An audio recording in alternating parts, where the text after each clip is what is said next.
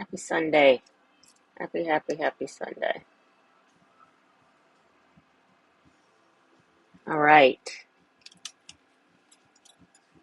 I'm going to give it a few minutes, as is customary.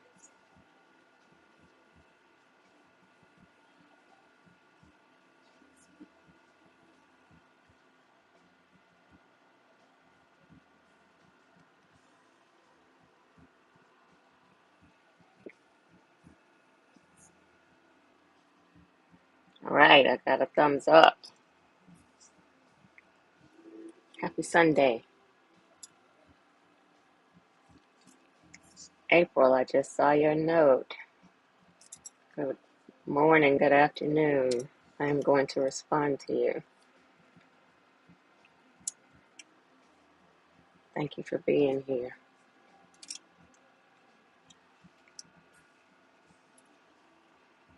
Happy Sunday. Hello, hello. Happy Sunday. All right, I am giving it a few minutes to give folks time to gather. Howdy. I'm excited too.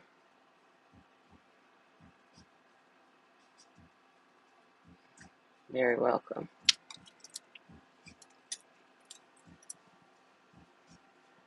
All right. I am giving it a few minutes. Give folks time to gather. I was delinquent last Sunday and didn't give proper notice that I wasn't going live, and I had a couple of folks checking in, and so I need to apologize officially that I was MIA. I was traveling, celebrating my birthday. Things were kind of fluid. No, there was not, Casey. That's what I was explaining. I was delinquent. I did not advise the community that I would be missing. I was traveling and doing things kind of last minute. So my apologies. Well, look who here is here. My apologies. The proper apology, Yvonne. So Yvonne is responsible for writing that fabulous Essence article. Thank you, Yvonne. I'm glad you're here. Um, so thank you for being here. Good morning from California. Y'all, Robert is here. Hi, Robert. Thank you, Robert. All right. Thanks again. Good morning. Good afternoon. I'm going to kick it off. I'm going to do it proper so good morning, good afternoon, wherever you are. My name is Jewel Pearson. This is Miss Bohemian Soul TV. This is Creating Home, a tiny house series. This segment is the What's Your Question portion of the series. Every Sunday when I'm not delinquent, I offer live content, and I alternate between this segment, the What's Your Question, and the conversations on intimate spaces, um, where I am interviewing someone within the tiny house movement or in and around the tiny house movement.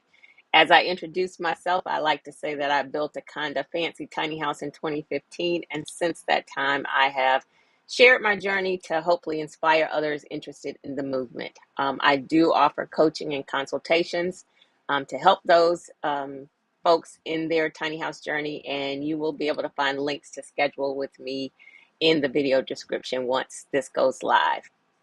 And as I am doing all of that, I like to serve up a lot of representation along the way. It is my intent to build figurative and literal community that is inclusive and accessible. And I want us to see ourselves in this movement. So if you find this information helpful and the video helpful, I hope that you will like it, you'll share it, you'll subscribe to the channel if you're not already subscribed, and then turn on the notifications so that you'll know when content is live. All right. Thank you all so much. Happy Sunday. Thank you for the belated birthday wishes. Thank you so much. I am still celebrating. I appreciate that. Thank you. Thank you. Thank you. Um, I again was apologizing. Hello. Good afternoon from Baltimore. I was apologizing that I was delinquent last Sunday. My travel plans were kind of all over the place. Thank you for being here. And so I did not provide proper notice that I was not going to be here with you all in community. So I am happy that you all are here this Sunday, and I'm happy to be here with you all. Um, I had a fabulous trip. I was in Mexico. I went to Playa, and I went to back to Cancun, and beautiful sunshine. It was hot. It was really hot, but the sunshine was beautiful. It's a gorgeous place. I spent a lot of time. For me, New Year's and my birthdays are times for me to kind of sit and reflect and work on the things, and the things mostly being me, trying to figure out what I'm doing and where I'm going, and sometimes recalibrating or I'm trying to figure out the plan and make some decisions on where I am and what I'm doing and where I'm going. And so that was a lot of what I did, and I had a really good time. Teresa's not here. Hopefully, Teresa will join, Teresa McGee, because I owe her a shout out. Um, when we were together a couple of weeks ago, I was talking about the database that I have been trying to put together for the cooperative communities piece that I have been doing manually and has kind of grown out of control.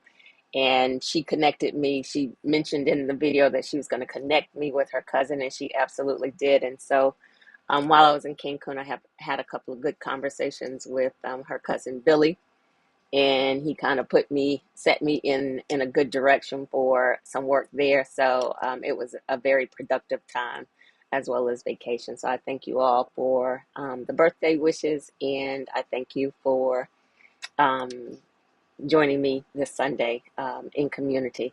I don't have a topic planned. Thank you, Robert. I don't have a topic, a tiny house topic planned, I guess I will say. A topic kind of fell in my lap just a few minutes before um, I I went live here, and it kind of set my thoughts in motion for some conversation. And then once we talk about that, then I'm always going to be looking for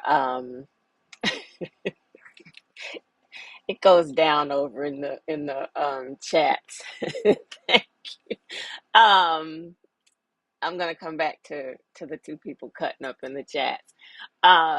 But my conversation today, the way I want to start off talking about the things, I'm gonna share a comment that was made. So Yvonne, who I just introed in when I kicked this off. So Yvonne, you all see her in the chat. Give us some love. Yvonne McBride is the author, the writer.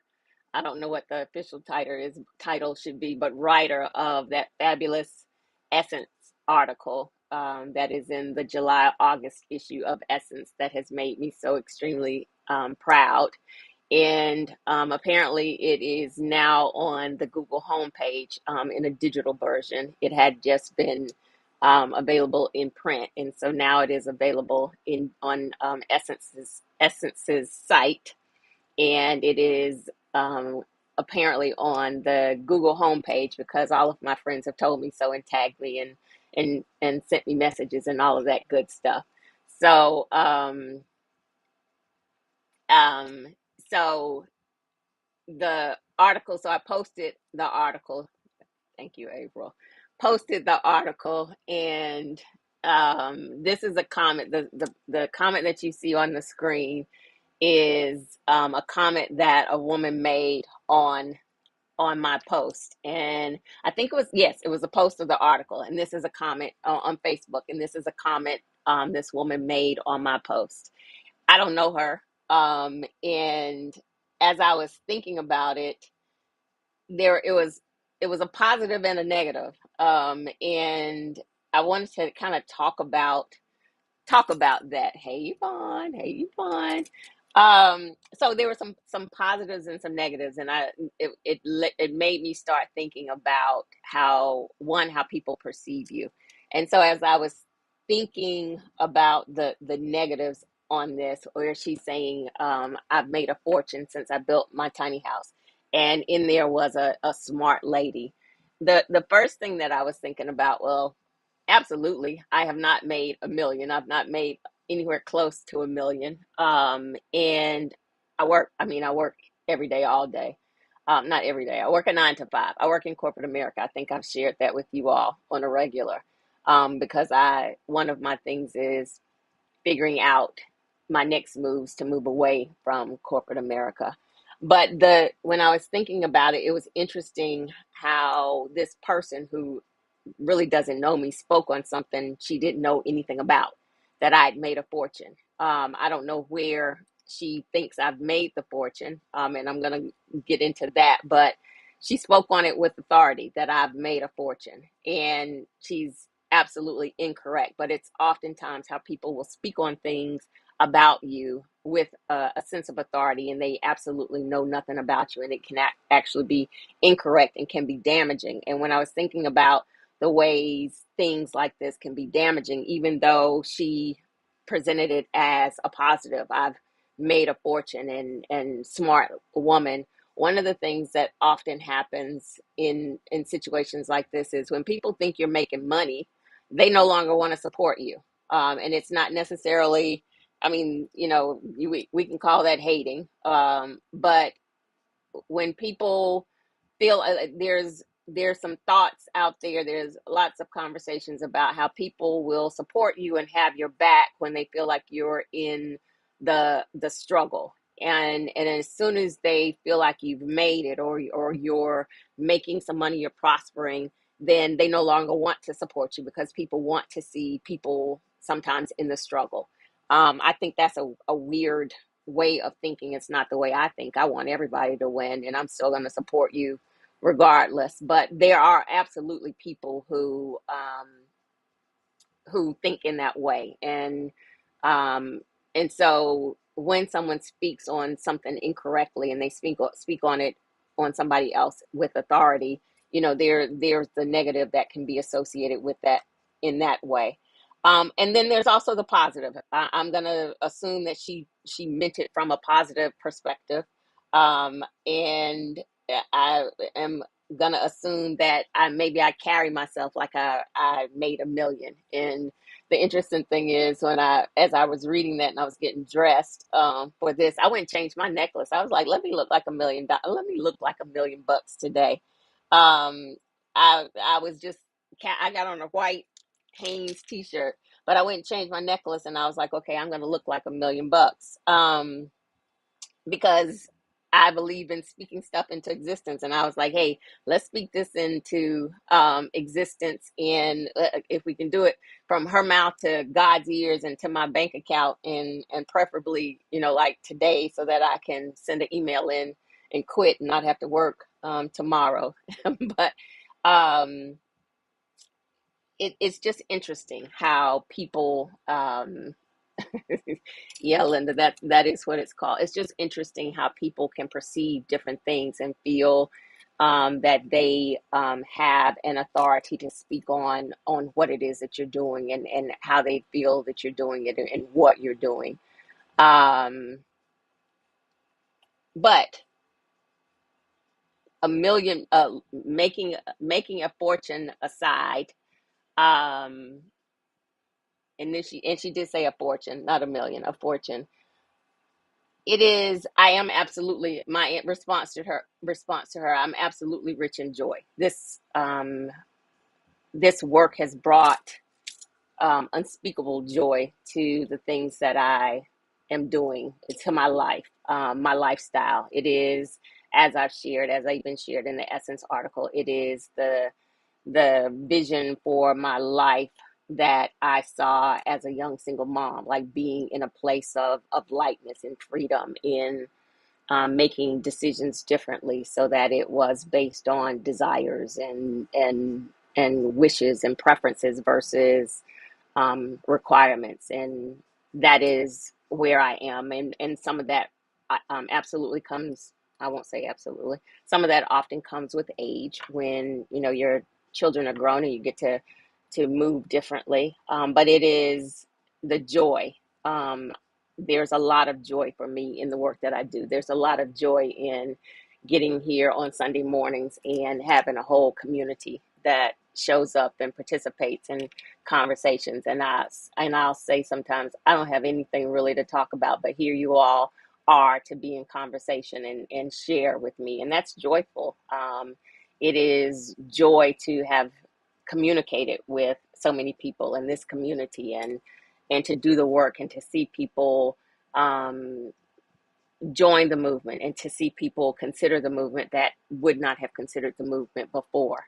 And they will share that it's been something about my journey, or something that I talked about, or some encouragement, or some information I shared that made them consider the movement and help them in their journey.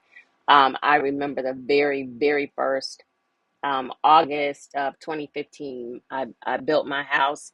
It was finished in May, and I went to a tiny house festival in Colorado, and it was August 2015, and it was interesting. It was actually this time, because the festival there used to always occur on my birthday, and it was my first festival. I wasn't a speaker. I was just attending my very first festival, and I'm walking. It was in this big field. I'm walking across the field, and I see this girl barreling down the hill. I saw it out of my peripheral vision, and I'm walking with some people I used to know, and it's a black girl, and she comes up to me, and there were absolutely not a lot of black people there. And she comes running to me, and she says that I was the reason she was at that festival, because she had seen, it was after my HGTV episode, the first episode had aired. And she said I was the reason that she had come to the festival, and that before that she didn't realize tiny houses were for us. And that was the first time that it had not, I won't say the first time, because I had gotten so many beautiful notes after the episode aired, but that was probably the first in-person um, conversation where I connected with someone that shared. um, Look at this, if the gang ain't all here, hola, hola, happy to have you. um, Hi, Crystal. Thank you for being here.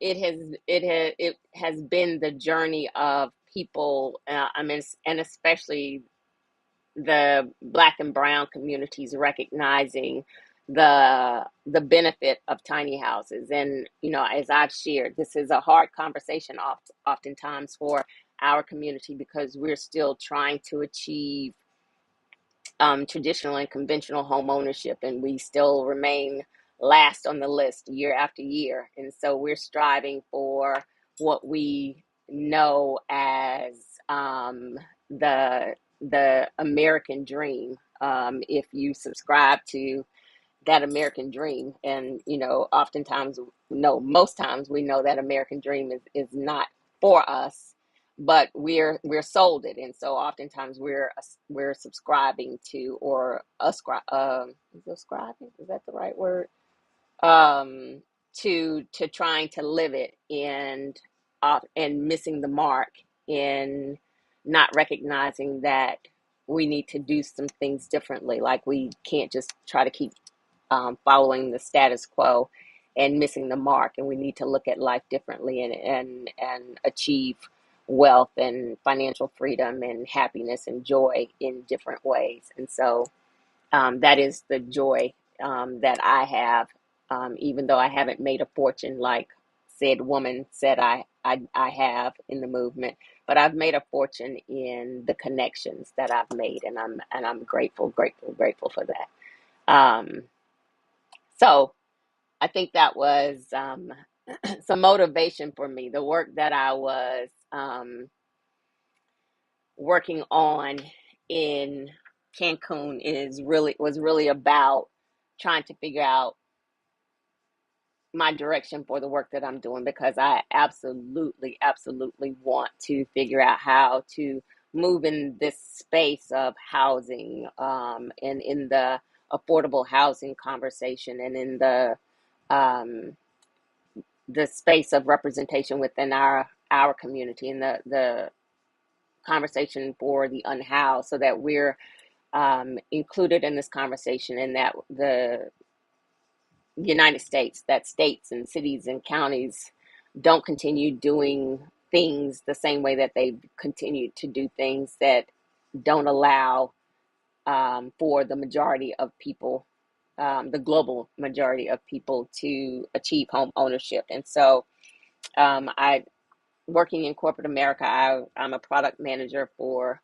an organization, and it has nothing to do with housing. And it is work. It feels like work, because it doesn't bring me the joy that the conversations around housing and tiny houses bring, and the work that I can talk about in my sleep. And so I am trying to really center myself and move in directions to hopefully help me find a space that provides the not just the joy, but also some financial more financial support, so that I can move out of that corporate America space and move into more of the housing work and the housing conversation. So um, while said lady spoke that I'd made a fortune since I built my house, I'm gonna again assume that she meant that in the best positive way, and claim that, and move myself into making a fortune in the directions that I want to go into. So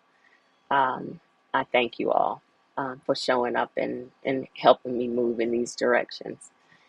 Thank you, thank you, thank you for the birthday wishes. Um, All right, so I'm looking in the comments. So Terry says, happy belated birthday. She is from Nashville. She is packing her house now. She is starting her tiny house journey.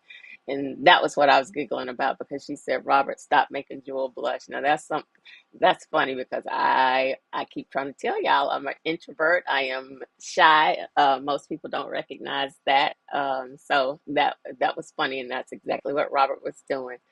Okay, so Terry is talking to us about her community, ITH community, 3 hours from her. Um, yeah, so Terry, I need to connect with you. Terry says she's doing a video of her journey. She'll share soon. Would love to have you share here, if you'd like to at some point. Congratulations to you. Um, I'm excited for you, and wish you the absolute best in this journey. It is a beautiful journey. I also share that buying a tiny house, building a tiny house is never just about building the house and buying the tiny house. The journey will absolutely change you. And so be ready. And I've talked about that. Change you. It'll change the people, places, and things around you. So be ready. And I wish you the absolute best. And like I said, I would love to connect with you here and maybe one of the conversations if you're interested.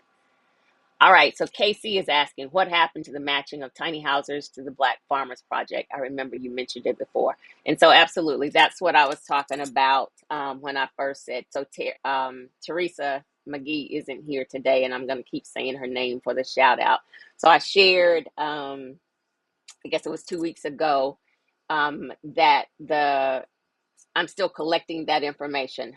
When I started it out, the matching is right now a Google form that people complete. I'll share the link. It's a Google form, and it dumps into a Microsoft Excel spreadsheet. And I have been doing manual communications and matching and sharing of information through the process. And I think now I've had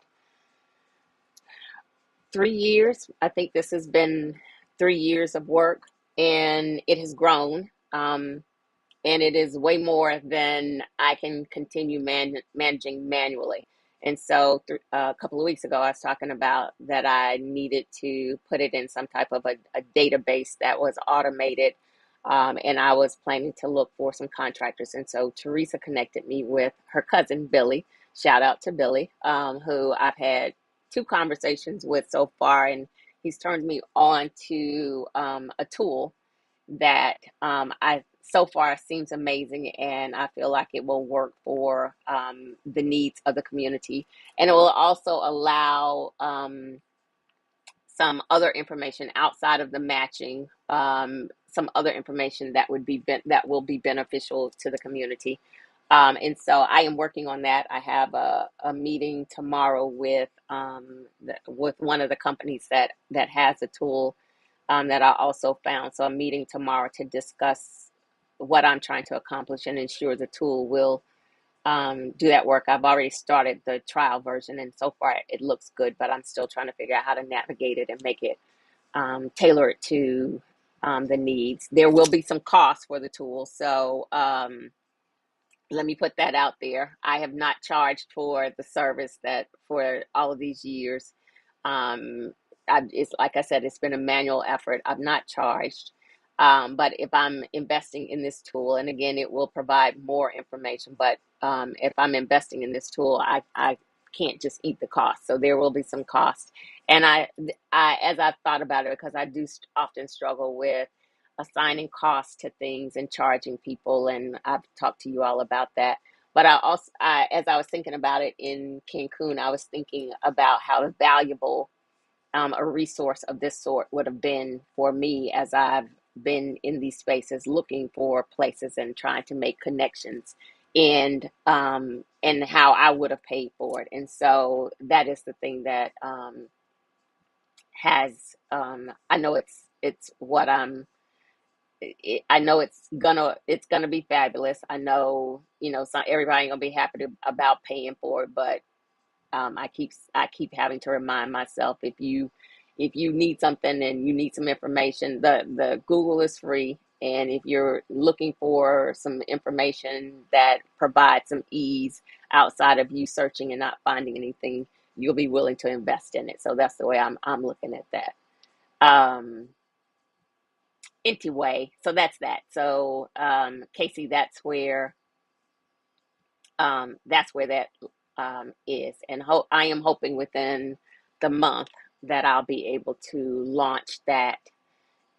Thank you, Crystal. Thank you, Crystal. I'll be able to launch that initiative, relaunch that initiative, so that people can see um, the app. And the bonus of the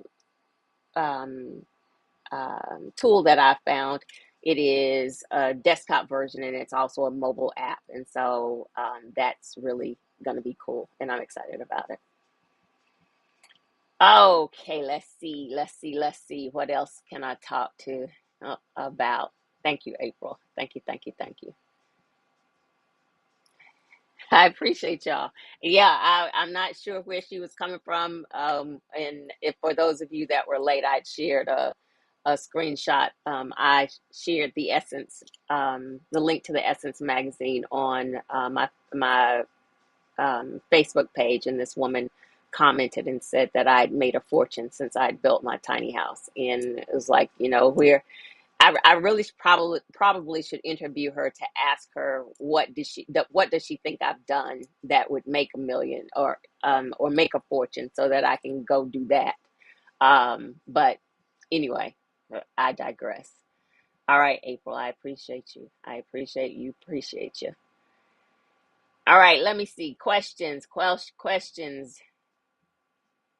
Yes, Yvonne. Wealth and community and influence and inspiration for all of us. Millions soon come. Absolutely. I'm claiming that. Thank you. Thank you. Have I been on the Karen Hunter show on Sirius? If not, we need to get you there. No, I'm not familiar with Karen Hunter on Sirius. Let me make a note. And if you have some connections to Karen Hunter, I'm always open. I don't know who she is, but if I need to be there, if you feel like I need to be there, um, I need to be there. There's Teresa. Teresa, I have said your name at least 12 times. Good afternoon. Thank you so much, Teresa. Since you are here, thank you so much for connecting me to Billy. He has been a blessing to me. We've had um, three conversations, a bunch of text messages back and forth, and he has been a blessing. And so I thank you. He has gotten me in the right direction, and I am so appreciative to you because Teresa said 2 weeks ago that she might have a resource to help me with that database. And she didn't just say it, she put it into action and made some connections. And Billy was reaching out to me pronto. And it was so funny. He said, Teresa thinks I can do everything. And apparently Teresa was right because he is guiding me in the right direction. So Teresa, you're right. Thank you so much for that connection. Thank you. Thank you. Charlotte. Okay. So Black expats in Panama, you all know, my desire is to live at least part-time outside of the United States, and I am looking for community. One of the things that I so I was just in Playa and in Cancun, and it is always interesting to me because y'all know I move in spaces oftentimes by myself, and trying to it's interesting how when you move through spaces how people receive you. I remember my very first solo international trip, and it was to Peru, and I shared how as I was walking through areas people would just stop and stare. Kids, old people, young people, I mean, they would stop what they were doing and stare. And it was um I don't speak Spanish. I am taking Spanish lessons, but I speak to everybody because I feel like if you stopping and you staring, I'm gonna say hello. But it was interesting to me. They wouldn't smile. They just stop and stare. And that can be off-putting. It didn't bother me because I'm a keep moving. But in Cancun, I'm used to cultures are different. I'm from the South, obviously, where we say good morning and smile and make eye contact and speak. And the areas where I was in, I can count on my hand the number of people who spoke back or even said excuse me, because one of the other things I was doing was holding my space, like making sure like I'm not moving off the sidewalk. If y'all ain't moving, we gonna bump shoulders, and I'm leaning into it. So that's always interesting to me because I don't want to trade the concerns that I have in the US for those types of concerns in another country.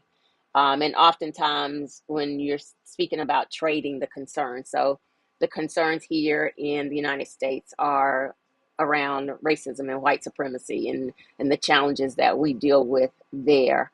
Um, in other countries, it's not necessarily racism.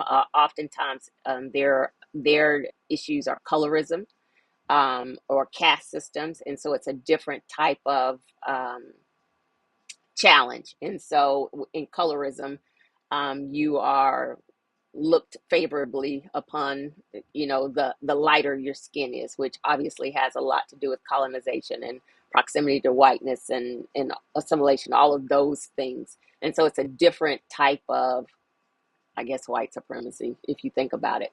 And so that was one of the things that I recognized in Mexico, that wherever I go, I don't want to, I said to a friend of mine, I want to be in spaces where I am welcomed and where I am, I said celebrated. Now I don't need people to make a big deal out of me, but I do want to feel welcome. I don't want to just be tolerated. I don't want to, like, there were a couple of stores. The Airbnb I stayed in was over a mall, and there were a couple of stores where I went in, and I mean, it was a Sally Beauty Supply and an Aeropostale, and Sally's Beauty Supply was probably as big as this new sunroom space on my tiny house. That's how big the store was. And when I tell you that woman followed me around, Sally, like she was joined at my hip, like she wasn't even watching me. She wasn't even standing in the corner looking at me. uh she was on my hip, and so at some point when I realized she was on my hip, like I'd move in a space like, how you gonna get over here? Because I just want you to see how dumb you look trying to follow me through Sally's. I mean, then I was thinking, there is really nothing in Sally's. I'm just starting to grow my hair. I don't even really need products at this point. I was looking for some gel. There is nothing I'm going to steal in Sally's in Mexico that's going to get me put in a Mexican jail as I'm stealing in Sally's out, for real. So it is just those spaces. I don't want to be in those type spaces. I don't want to trade some challenges for another challenge. And so I said all of that to say, so Charlotte is my friend who she started Black Expats in Panama. Charlotte, how many years are you in now with Black Expats in Panama? I know I went to her very first event, 2021, Charlotte. It was right after quarantine. Yeah, because I had to do a COVID test to get over there. Um, but she offers relocation tours and introduces folks to Panama, and she started a community because representation matters. Being around folks that you can relate to matters. It often helps with the success of your relocation and your journey of success. It's the work that I do here. Representation is absolutely important. So, Charlotte, thank you for being here. She has a podcast. Um, she has a fabulous Facebook group. She offers monthly tours. So if you don't know Charlotte, and you need to connect with Charlotte, Panama is, so I have two places that are on my list of consideration, and Colombia and Panama. In Colombia, Cartagena, I adored Cartagena. It, I think, is a little slower than I would want to be full time, but I absolutely intend to spend time in Cartagena. I like Cali, Colombia. I was there briefly, and I haven't been to Medellin yet, but that's on my to-do list. Like, I plan to get back to Colombia soon. And then Panama, I've been twice, and I absolutely adore Panama. And Panama has the big city feel to it, which I adore because I keep telling y'all I'm a city girl out here in the country. But so that is Charlotte, and I thank you all for being here this morning or this afternoon. Thank you for the birthday wishes. Sounds good, Terry. I look forward to talking to you. Let's see. Oh, Rachel, thank you. Happy belated birthday. Don't stop taking care of your joy. Thanks for what you do, and I'll keep sharing the conversation. This is the joy. Like, I feel, again, I thank you all. Every Sunday I get on here and I say to myself before I get started, what if nobody shows up? Even though I talk about something, I always say, what if nobody shows up, and you all have not let me down, and you all are always here. Even when I don't have a planned conversation, we are in conversation, and I smile the entire time. Robert entertains me, and I enjoy being in community with you all. So this is the joy I feel, and I keep saying that I want to move the day and want to move the time because Sunday is brunch time. I could be somewhere brunching, but this is part of my soul work, and so I don't know that it would hit the same for me any other day. So um, um, I thank you all.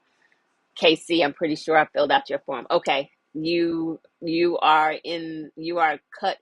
caught right now in the limbo of the list is so big that it's really hard to manage manually, but I am working on a resolution. Um, Looking for a private chat, absolutely. I am working on resolution, Casey. So soon come, soon come. Um, Yvonne says she had a conversation with Charlotte last month. She is planning to journey there soon. Yvonne, you will love it. Yvonne, where did you just come from? Portugal. Your pictures are beautiful. I've got to go to Portugal. Your pictures were beautiful. Um, Hello, hello, hello, hello. Yes, Panama is on the list. Panama is fabulous. I adore Panama. Um, Teresa, thank you. That's all I'm just gonna keep saying. Thank you.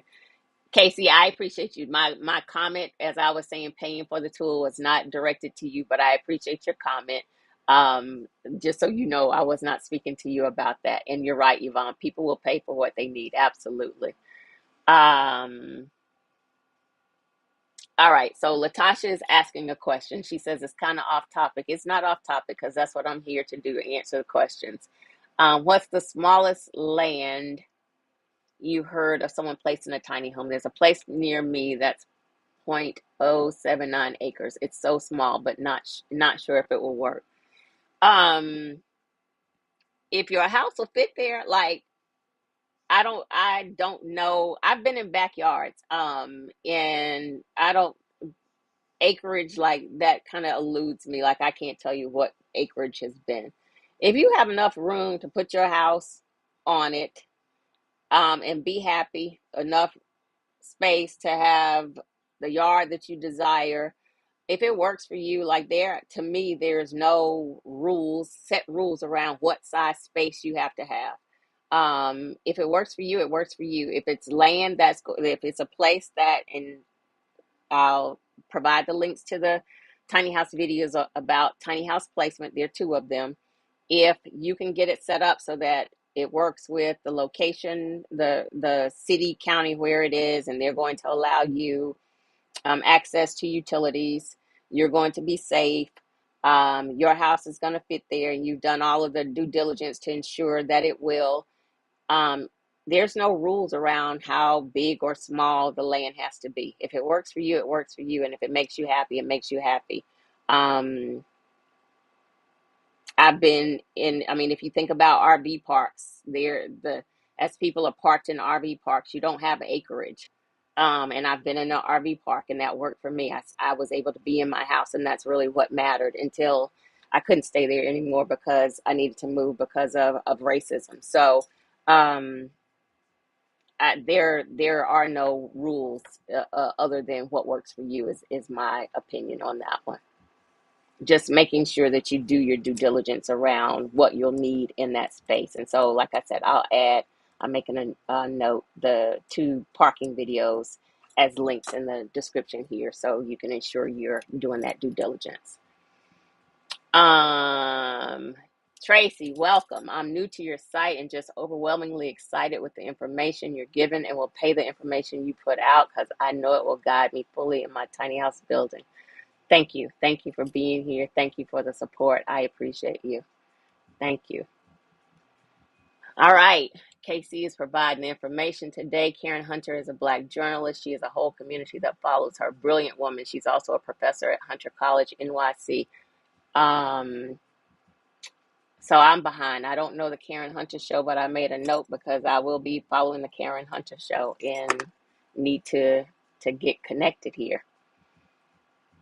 Listen, Listen, Charlotte, y'all coming through with the nuggets today. Charlotte says she was just reminded of a developer considering a tiny house community here in Panama. Let's catch up soon.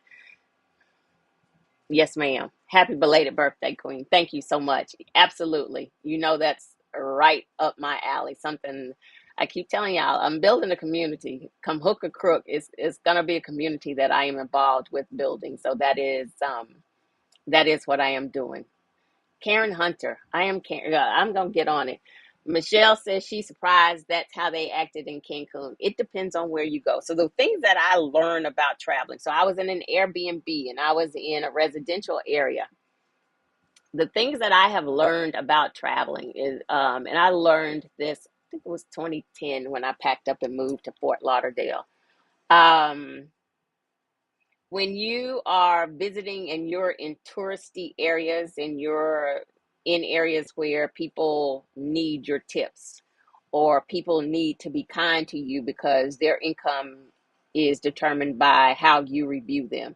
So hotels and restaurants and in touristy areas where vendors want you to buy their wares, you see totally different people.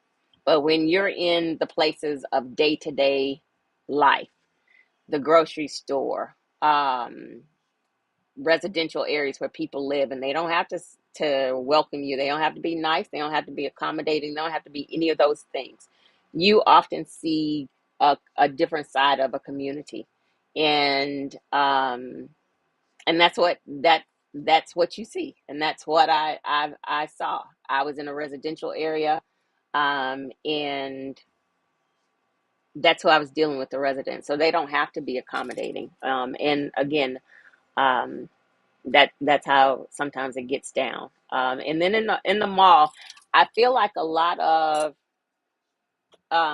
interestingly enough, and unfortunately, a lot of people in different countries get their um, assume a lot of things about different people based on what they see from the media or their news consumption. And if their limited news consumption portrays people, a set of people, a race of people in a negative light, if that's what their news consumption is, that is how they see all of us. And so that's oftentimes the challenge as well. So it was disappointing, not surprising to me. Like again, colorism. For me, my visit to the Dominican Republic, and I absolutely was in touristy areas in the Dominican Republic, was the same for me, where it was tolerated. And I said as I left, in addition to learning about how they treat the Haitians. When I left the Dominican, I was like, I never have to go back to the Dominican. Like they can't get any more of of my money. So that that it's interesting as you move about the world. And so yes, it was 2021. Charlotte has been doing her thing since 2021. Congratulations to you. It is very sad. Absolutely, absolutely. I have been with Charlotte since the beginning. And I had the bonus, so forgot to mention this. So I had the bonus of being on Charlotte's very first tour, Black Expats in Panama's very first tour, and then I went back this year for her anniversary. She had an anniversary for um, her tours, and it was fabulous. Like it was. And I said to her when I left the very first tour, because it was fabulous and it was so well put together, and my background is event management, and so I'm always looking at things because I know sometimes how things are working in the background. And when you're rolling out something and it's your first time, you haven't had the opportunity to work out the kinks. Like oftentimes you don't even know what the kinks are going to be, and it was so well put together and executed, and it was just a fabulous time. And so I said to Charlotte when I left, I cannot wait to see how this grows and what you end up doing in the future, because the first one was just so fabulous. So I did have the opportunity to go back and celebrate with Charlotte for her anniversary, and it was fabulous. We were on a yacht, and she had a band and good food, and I've shared that video on social media, and so it was a fabulous time. So um yeah, I have been with her from the beginning, and I it has been an absolute joy to watch her grow and keep doing her thing. I love you back, absolutely. Yes, Yvonne, you are in for a treat, in for a treat. Rosalind says, please don't move the time. This space is nourishment to the soul. I'm not. I can't figure out a day or time. I don't want to make it any earlier, because I so appreciate the West Coast who gets up early. And I know there are other times, like I've had people out of the country get up and join. So I know that the time is a challenge and they still join. So I'm not going to move the day or the time. I'll just keep navigating it and making it work. Um, Yvonne, have you stayed in a tiny home, Airbnb, or motel space in the U.S.? And I think the question is you're asking me. I have. I've stayed in an Airstream. I interviewed Nadia, who has a Airbnb, tiny home Airbnb in Atlanta, and I've stayed in her space, and it's fabulous. So, um, I've stayed in several tiny house homes, not on wheels. The two that were on wheels was Naja's in the Airstream that I stayed in. But I've really gotten to the thing for me when I travel is large spaces. Oftentimes now are kind of overwhelming. The coziness of my home um, counteracts my need to be in big spaces, and it when I get back, it makes me just love my space even more. So as I'm looking for Airbnbs, especially if I'm by myself, I'm looking for something smaller because I don't need a lot of space. But yeah, I have done that and I enjoy it. It's always fun for me to stay in other people's small space and see how they've utilized this space. Um, and that's always helpful, especially as I'm thinking about maybe helping somebody else design or take, some tips or tricks or learning something, or, sometimes I'm in there thinking I'd move this around or I'd do something different, but I'm not getting ready to readjust these folks' space, but it is always with an eye of learning. So yes, Anita is saying, don't give up on Mexico, Mexico City, and other areas beside Cancun. There are other Black expats living in Mexico. I will be scouting Portugal as well. Um, I do like Mexico City. I've been there a couple of times, and I did enjoy Mexico City. Cancun can get zero more of my dollars. And I do know I'm in some Black expats group. But we'll see. I Right now, my at the top of my list are Panama um, and Colombia. Absolutely, Latasha. I try to answer the questions that I see. Let's see. Yeah, Michelle. Now I try to steer clear of tourist area because I want to be in the communities. And I was saying about Peru, how walking through the main streets of Peru, how people would stop and stare. And then my favorite part of Peru, I did a tour, and the tour went through the various neighborhoods in Peru, and we got to the Afro Peruvian neighborhood, and I hit the corner. Like, I could hear the music as we hit the neighborhood. A lot of it was a walking tour, and I could hear the music as I hit the corner. And I got around the corner, and there was these two older gentlemen sitting outside, and they were dancing. And as soon as I hit the corner, and one of them was like, "Sister," and he was so excited to see me, and I was like, I don't know who's more excited to see each other between me or him. I don't know who was more excited to see the other person, but that I found my people, and I was very welcomed in that area. And so it was absolutely, finding that community. So finding your people. Um, Anita is asking what's the cost of living in Panama. Anita, you need to be connecting with Charlotte, who is Black expats in Panama. She has a whole channel, and I know she talks about that stuff. I will stay in my lane of tiny houses and not speak to anything about the cost of living. But Charlotte is your person that can tell you all of that. Michelle is saying, I have had bad experiences in places with people of color in the hotels, etc. When I was in Jamaica. The hotel staff was nicer to the white people and were rude to me. Residential folks were nice. Depend. Absolutely. And now that can go both ways, and I'm not disagreeing with that at all. Because we see that in the United States. And yes, finding our people. Oftentimes, you will be in a store here in the United States, and you'll see a Black or brown person cater to a white person, and you're like, okay, what just happened here? So that is, colonization and internalizing white supremacy will do a number on us as well. So that absolutely happens.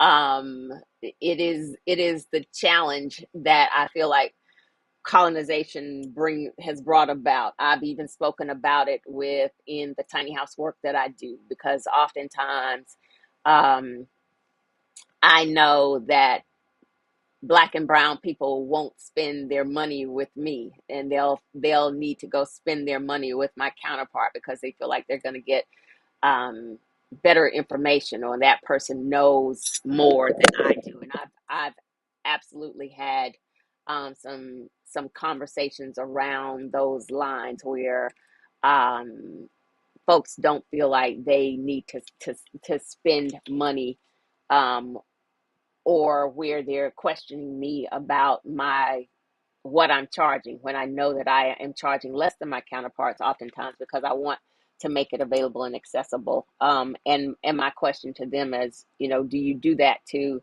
my counterparts? Are you questioning them about their expertise and what they charge? So you're right. I agree. It can go both ways. So I don't want to make anyone think I don't recognize that. Absolutely. Thank you.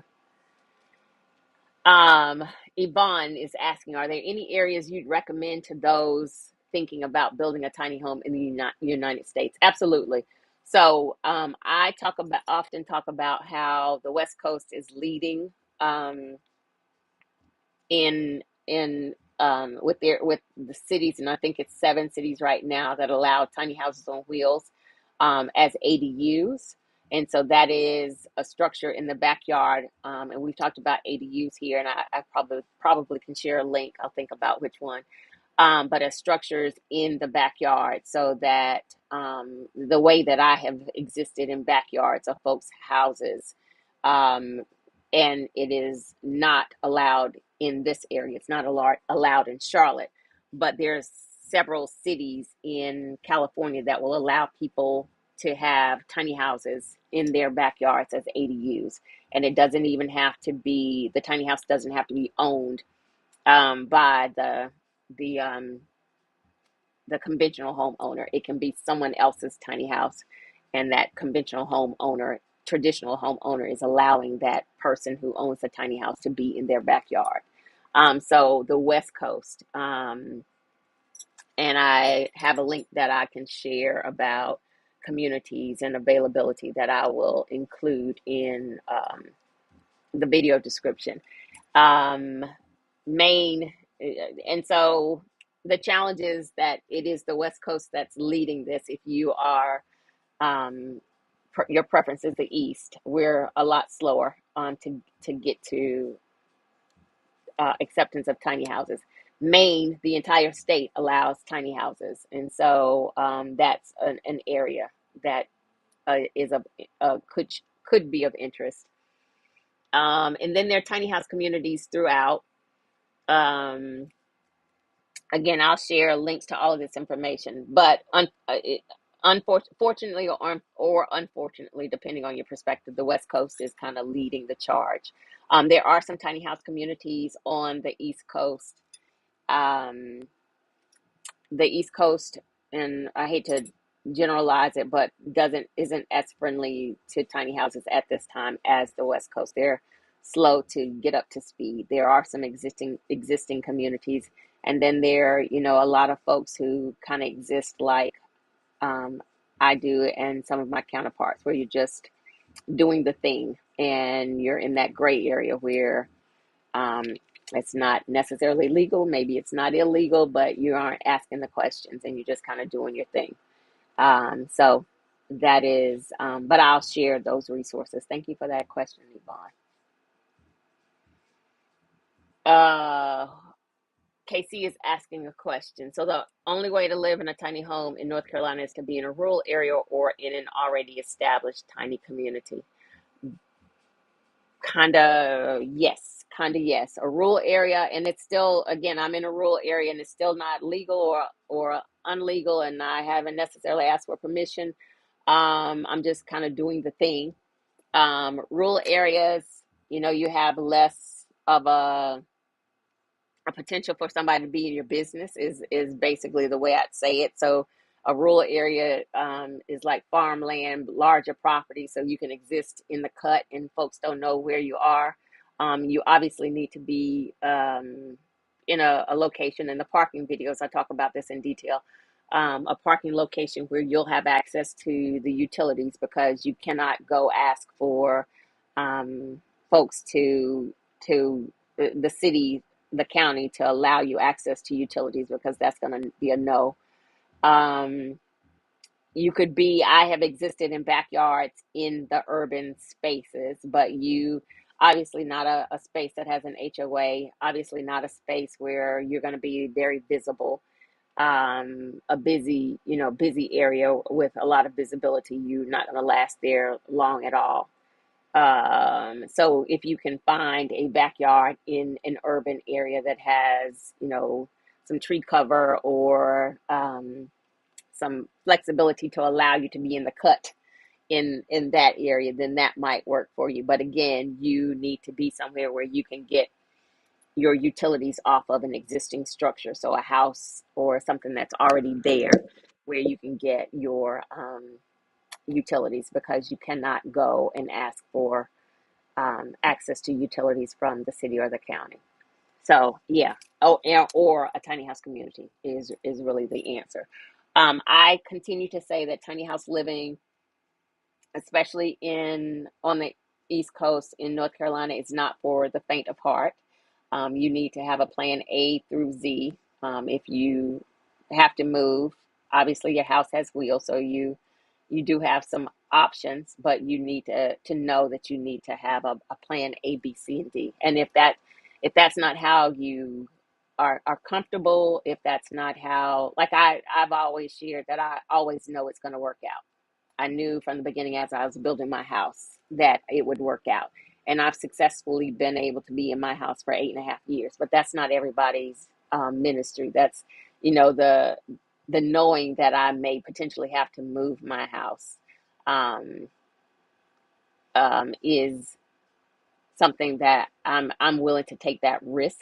But it's not, not everybody's journey. Like I can absolutely tell you that when my house was in the city of Charlotte. I was 3 miles from Uptown, which is what they call their downtown.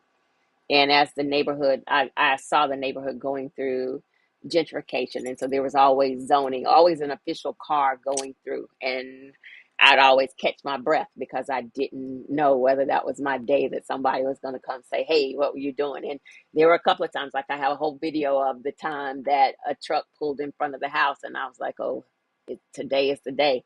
And I'm looking and I see this person getting out.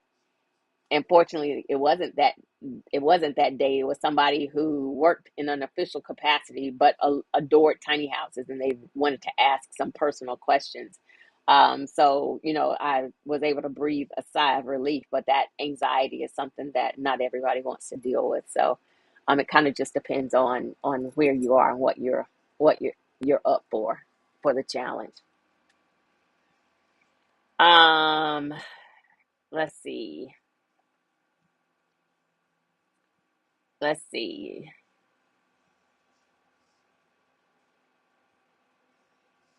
Durham and Raleigh are allowing ADUs. So Durham and Raleigh allowing ADUs, those are going to be tiny houses on foundation, not on wheels. And so that is, and I talk about that, and I'll share the video link.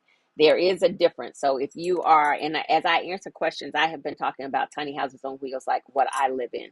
If you're interested in a tiny house on foundation, um, the rules are different for tiny houses on foundation, as long as the city does not have a minimum square footage requirement. Charlotte does not. As long as the city does not have a minimum square footage requirement, you can build a tiny house on foundation. And so then you're going through their permitting process, and that's a totally different conversation and process than a tiny house on wheels. So I've been answering per tiny houses on wheels. So the answer here that Durham and Raleigh are allowing ADUs, Charlotte does as well, but that is again a tiny house on foundation.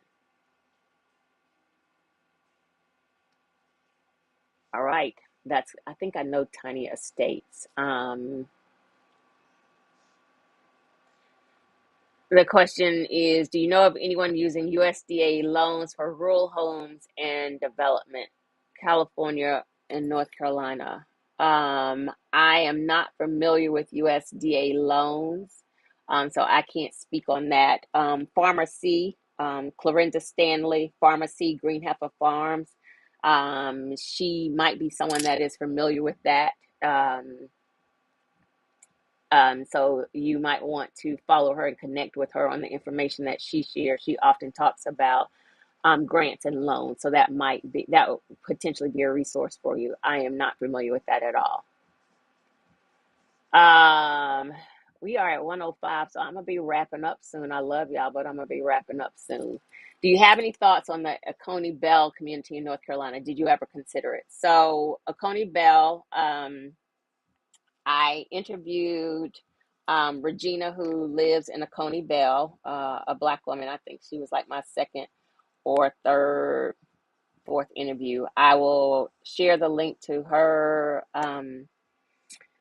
episode. I didn't personally consider it. I've passed it. I've not visited. I still have to visit. I want to visit Regina. I don't want to be. I don't do cold weather, so I don't want to be in that area. So it wasn't a personal consideration. I understand the community is nice. Um, Regina's episode is one that you can watch as she shares and talks about the community. Um, to gather more information, and her information to connect with her is in that video as well. So I'll share a link to that so you can get some information on a Coney Bell. Kevin is asking, do you have any information on how to obtain your own land for your tiny home or possibly build a tiny home community? The two parking videos where you can park a tiny house, I kind of talk about that and the requirements for um, tiny houses. Again, speaking to tiny houses on wheels and the do's and don'ts and what cities and counties will allow and won't allow. So I'll share those links in the where you can get information on where I've talked about that and the requirements. Let's see. This may be off the tiny home community as a topic discussion, but what about? Oh, okay. I see you saying I answered your question. What about buying a regular tiny home if you don't want to move around? Yes, that's where I was just speaking to a tiny house on foundation. If you don't intend to move around and you are interested in, a specific city or county, building on a foundation, or even a modular home or park model home. Some of the homes, they're smaller size. They are not tiny houses like the tiny house on wheel that I own, but they are involved in, say, government entities, so they are allowed in certain areas.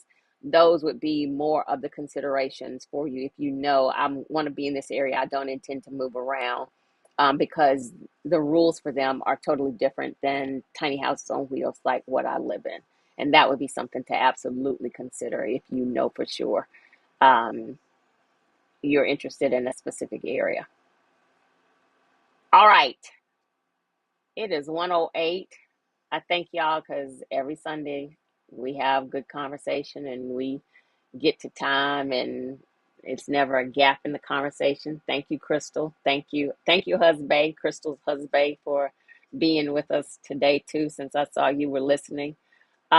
I am going to close this out. I thank you all, as I always do, so much for community, for being here. I thank you, my special guest who showed up today. I appreciate y'all, the support. That is one thing that I just really value, the support in this community that you all provide me. And I do hope that I am providing that for you all. So thank you, thank you, thank you. You're very welcome. Thank you for joining. Welcome to the folks I appreciate you, Yvonne.